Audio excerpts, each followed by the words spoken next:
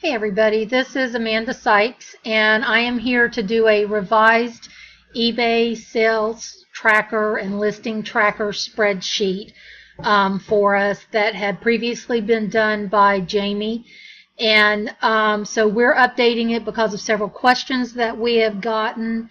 And before we get started with the spreadsheet part of it, I want to show you in our DSD Power Team group on Facebook where you can find several resources that have been developed and put together for us. If you click on the Files tab and you scroll down, you'll see things like the eBay sales tracker sheet as it is right now. It is being revised, and after this video is posted, the revised sales tracker spreadsheet will be posted as well. So if you're coming in and watching this after July 15th, what is in here is what you will see that is revised. If you scroll up, you'll see the DSD 2.0 videos that we made to help you. There's been several contributors here. Lots of really great information. So make sure that you check out everything in this files section of our DSD Power Team group and benefit from all of that as well as the training in the back office. So let's get started here with the tracking spreadsheet. What we have here is I'm going to go through column by column, explain to you what each column is for and how it's used and how you can implement it into your business. And then after that, I'm going to show you how you can make some modifications to this spreadsheet in order to personalize it for yourself. And I'm also going to show you a couple little extra tips on when we source an item and how we put it into this spreadsheet. So column A is our listed title. And that means the title that we put into eBay, this is where we're going to put that title. Now, I also want to mention at this point, please follow all the training in the back office. It is there to help us get our listings ranked as high as we possibly can. And it's some really incredible training. So I encourage you to check that and check it often. Don't just watch it one time and think you have it all. I watch the training multiple times and I get something new every time I watch it. Now with this listed title, the next column is our title length. In the training, you'll be taught that on eBay we have 80 characters to put our title in. And this is a formulated column that will calculate how many characters you have and let you know when you're getting close to that 80 character limit. The next column is our supplier's title. That means if we source it from, say, Amazon or Overstock or Wayfair, then we're going to put that source's actual title in this column. And then the next column is the name of the supplier, Amazon, Wayfair, Overstock, or whatever other supplier you might use. The next column is your item URL. That means the website address, the URL for that item on the supplier's website. Column F tells us whether or not we have listed this item on eBay or whatever platform that we're using. It is a simple yes or no question. You just type that in. Now column G is the purchase price. That means say we go to Amazon and something is listed on Amazon for $35, our purchase price is going to be $35. This column H is our sales tax. This is a formulated column. It will calculate the sales tax that might possibly be charged to us. Column I is our shipping amount. This is where you will put in either 0 for free shipping if you're not charged shipping, or you're going to put in the amount that you are charged for shipping to purchase that item when it sells and you ship it to your customer. Now column J, this is another formulated column. Let me stop this for just a moment while I fix something. All right, now we have that corrected. So this total purchase cost, just to review, is the total of the purchase price, the sales tax amount, plus any shipping that you might have. Column K is just a spacer column. You can disregard that column. Now, column L is going to be the price that you set to list your price on eBay. This is going to be after you've done your research to find out what it's selling for on eBay, and you're going to calculate that. You're going to input that price here. Now, column M is your eBay final value and PayPal fees once the item is sold. And that is a formulated column, and so that will calculate for you based on your list price what it sells for. Now your column N is for the eBay listing fees. A lot of times we are given free listings, a certain number of free listings, for example, maybe 100 free listings for a month. And then after that, you're going to be charged a listing fee. And that can range anywhere from 30 cents on up, depending on what you for your listing. So when you list your item and you find out what your listing fee is going to be, you're going to input that amount into this column. Now, column O is going to be your profit dollar amount.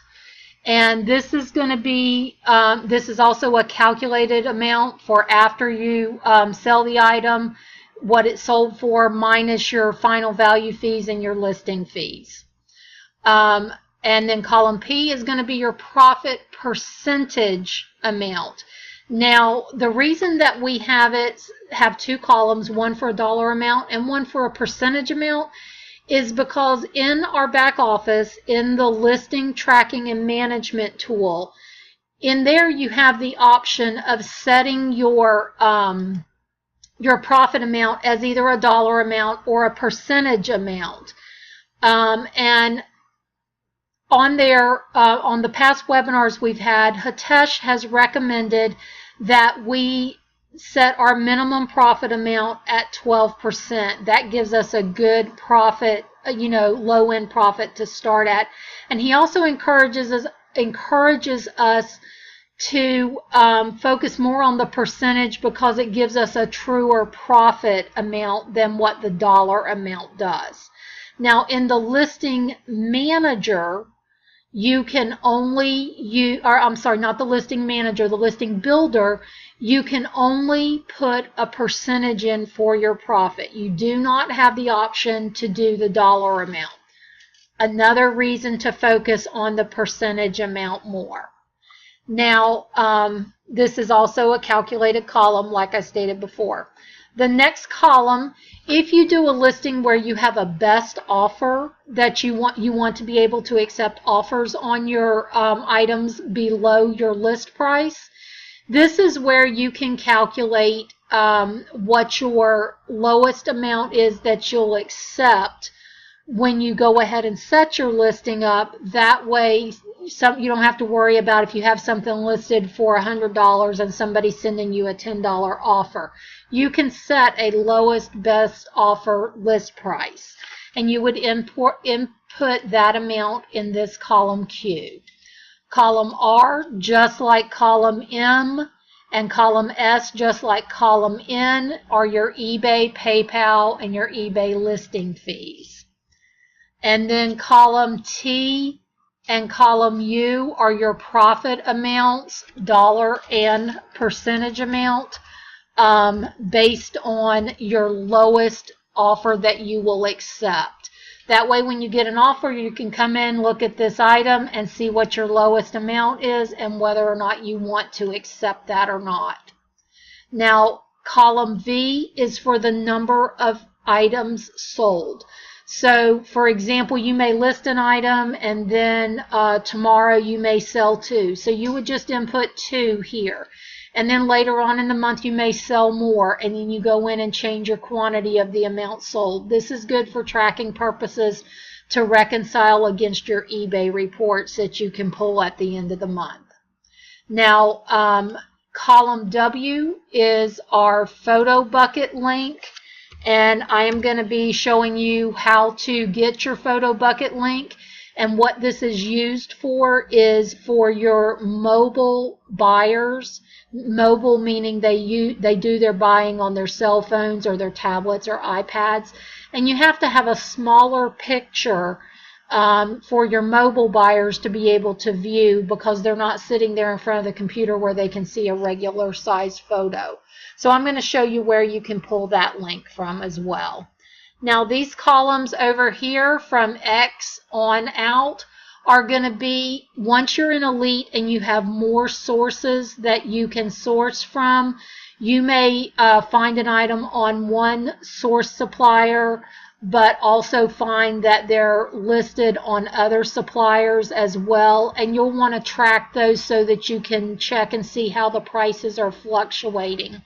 So you have your source supplier, your source URL, and then your purchase price for that source. So you'll learn more about that in the Elite training, but so we're going ahead and providing these for you so that you'll be able to have them readily available for you. So let's get into putting an item into your spreadsheet and seeing how all of this works together. I am going to go over here to Amazon, and I'm going to show you an item. Well, isn't that special? My site went down, so I've got to pull it back up. So let's give it just a moment to load, and there we go. Now, I had put in my search bar the word Halloween, because I was looking for some cute little things for some of my smaller grandchildren that I have. And I came across these little rubber duckies here. It's a set of 12, and they're Halloween rubber duckies. And I just thought those were amazingly cute. And I thought that, you know, I would look into these and see about getting some for my younger grandchildren. So what you're going to do, we're going to click on this, but I want to point out a couple things to you. You notice that this price is $7.99. When you first start out, the training is going to teach you that you want to look for items for $35 or more, because generally on Amazon, the $35 mark is your free shipping threshold. Another way that you can check to see if there's free shipping with it is you can look for these Prime logos. Now, yes, this price is below $7.99, but I'm doing this for demonstration purposes only. The other thing that you need to look at and be wary of is where it says only 3 left in stock, order soon.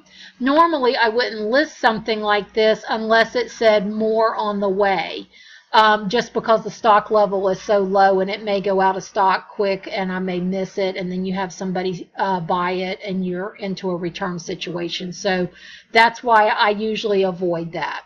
So let's click on this item.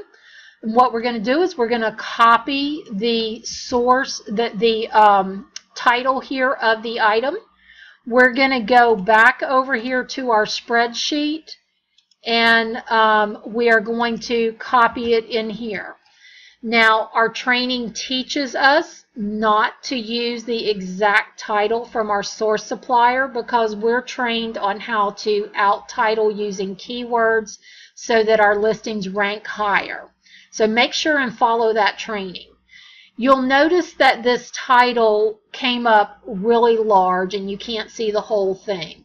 So you can change the size of your font. Up here at the top, you can change the font style. Where it says Arial here, that's a font. And here's the font size. I usually set mine at 10 because that's usually an easily readable font size for me. You choose whatever that you would like. Now you'll also notice on this title that it's all smushed up together and you can't read it. That's because the text inside the cell is wrapping. And you can unwrap that text by going up here and clicking on Wrap Text. And you'll see that it lays out all in one line. You'll also notice that it flows over and you can't see the whole thing. You can change your column size. You see where my cursor is like the fat crosshairs? When I go up here between the columns A and column B, that line there, my cursor changes to a thin crosshair. Now there's two ways you can change your column size. You can click on it and then drag your column out to the size that you want, or you can, when you have the thin crosshairs there, you can just double click and it'll take it out as wide as you want. Now, if you're not a person that needs to see the entire thing like that, the entire title like that, just leave your column set at where we have it set right now. But you customize this the way that it's going to work best for you. Now, the next column in column B is our title length. Remember, I told you that's a formulated column. Right now, it tells me that there's 55 characters in this title. But of course, when you rework your title according to the training, you're going to get that closer to the 80 character mark. Now, because the supplier title, we've already copied it, we're going to paste it. And it's going to go in here. Again, we're going to change the font size and we're going to unwrap it. The supplier we know is Amazon, so we're going to type that in. Now we're going to go back over to our Amazon site and we're going to get the URL. Now with Amazon, every item on there has what is called an ASIN number. That's an Amazon ID number. And they all generally start with a B as in boy. So we're going to start in the URL right here from the ASIN number, and we're going to copy back to the beginning. That's what's known as a clean URL. Now, when you're in the listing tracking and management, you're going to need a clean URL for the tracking management to work properly. So let's copy that, and then we're going to go back over to our spreadsheet, and we're going to paste it into this column where it says the URL. I'm going to pause for just a moment. The next column is your listed yes or no column. So being as I have not listed it on eBay yet, I'm going to write no. And then I am going to, in the purchase price, we're going to look back over here at Amazon, and it's $7.99. So I'm going to go back over here to my spreadsheet, and I'm going to put $7.99. Now, I did go in prior to doing this recording and checked on the shipping on this item, and there is no shipping on this item. It's free shipping. Put zeros in here. If it was a shipping amount, I would put that amount in here. Okay. Now, column K is your spacer column. Just ignore that. Now, let's say that I am going to list this for $15.99. I've done my research and I know what it'll sell for. So I'm going to put $15.99. So my eBay final value and PayPal fees if this sells calculates to $2.40. My eBay listing fees, generally, if I exceed my free listings each month, then my listing fees are 30 cents a piece because I don't do all the listing enhancements and things. But if you choose to do listing enhancements, it'll give you a total of your listing fees on your preview page before you actually post your item. So I'm going to put 30 cents in here. And so that shows that my profit is going to be $4.66. My profit percentage is 29%, so that's not too bad. That's actually a really good profit amount as far as percentages go. Now, on our lowest best offer list price, I'm going to put the amount, because I want to keep my profit percentage at 12%. I'm going to put in an amount and see what it comes up to. So let's just say that I put $12.99 in here. And that shows that my profit percentage is going to be 19%. So I know that this price can go down even more. So let's try $10.99. You see that drops way down to 6%. So let's try it at $11.99, and that's going to bring it to 13%. So I can take it down just a tad lower, so I'm going to try $11.49, which takes it to 10%. We're going to go back up again. Let's try 1179. Boom, that puts it right at 12%. Now, again, I'm just going to put my listing fee of 30 cents in there, and you see how that drops it down to 9%. That 30 cents on a price this low can adjust it. So then I'm going to go back over here and I'm going to adjust my price a little bit more. So I'm going to take it and try $12.49, which is too high. So let's try $11.99. That takes it to 11%. So let's try $12.29. That takes it to 12%. So the lowest price that I personally am willing to accept is going to be $12.29. That's going to give me a profit of $1.52, which is 12% of my selling price. All right. Now over here in column V, let's just say that I listed my item yesterday and I had 2 sale today. So I'm going to put a 2 in there. And now we come to the part about the photo bucket link. And I'm going to take you back over to Photo Bucket. I'm going to show you how you get your link for that. And then we're going to paste that in there. So let's go over here to Photo Bucket. While this is loading up, I'm going to tell you also that the item that I'm going to show you is an item that I listed a while ago. It turned out to be a not so great item to list. Even though I did my research, it just did not move or anything. So I tell you that so that if you get the crazy notion that you think this is a hot item to sell, my experience says it's not. But, you know, definitely do your research. So I'm going to click on this item. It's these red salt and pepper shakers. And it's going to load my links up, hopefully, soon. Like quickly. It just takes a minute for it because right now there's like tons of people on the internet and my Wi-Fi is running slow. So I apologize for that, guys.